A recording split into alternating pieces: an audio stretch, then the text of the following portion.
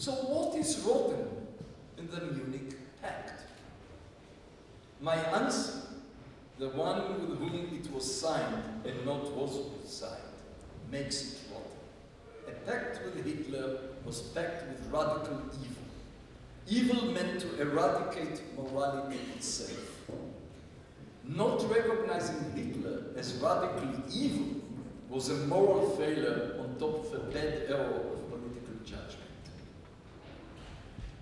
True, Hitler in 1938 was not the Hitler of the war years. But already in the 30s, what Nazism stood for should have been clear.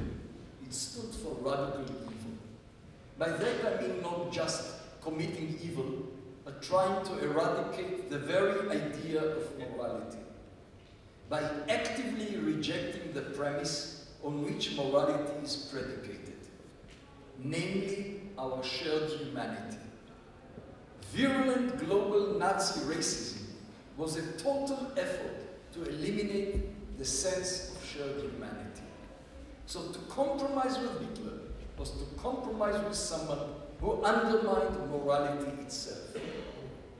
It was right, morally right, for the Allies to be engaged in an all-out war against Germany and to proclaim any effort to come to terms with Nazi Germany as basically rotten.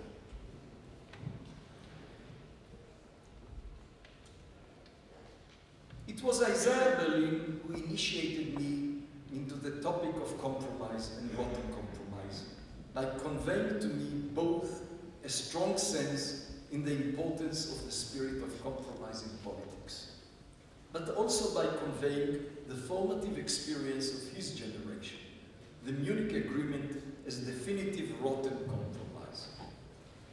The appeasement trauma never left Berlin and his generation.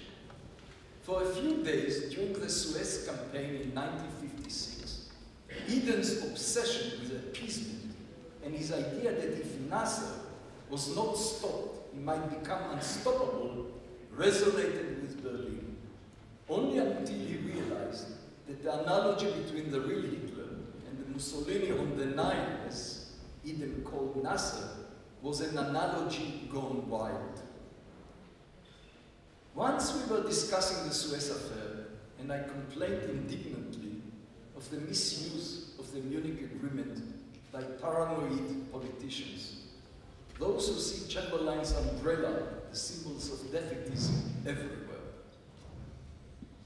Berlin admitted that much and added a story. A man was seen hitting fiercely on top of a whistling, boiling kettle. "What are you doing?" the man was asked. "I can't stand steam locomotives." "But this is a kettle, not a locomotive." "Yes, yes, I know, but you have to kill them when they are still young." I suspect that the often used analogy of appeasing Nasser as Mussolini on the Nile or Saddam as Hitler on the Tigris were all of the kettle as the young locomotive kind. As much as I want to use the Munich Agreement as a paradigm case for a rotten compromise, I'm acutely aware of the obnoxious role in political propaganda.